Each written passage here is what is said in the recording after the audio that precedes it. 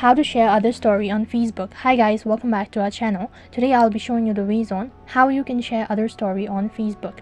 In order to share other story on Facebook, first thing first, update your application and then open up or log into your Facebook account.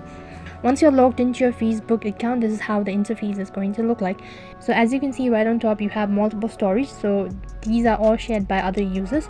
If you want to share this story with your friends or any other platform, then what you can do is, so just go ahead and open up the story, and if you want to share it, tap the three dot icon from the top right hand side corner and you'll be able to see the option as copy link to share this story. You'll need to tap on it.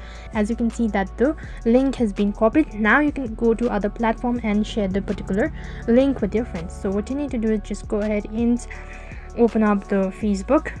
Let's go with this one and paste in the link that you've recently copied. If you tap the link, you'll be directed to the Facebook page, and it's gonna ask you to log into your account. And once you're logged into your account, you'll be able to see the story on Facebook. So that's basically how you can share other story on Facebook. That is all for this video. I hope the video was helpful. Make sure to like, share and subscribe to our channel. Thank you for watching. See you in the next video.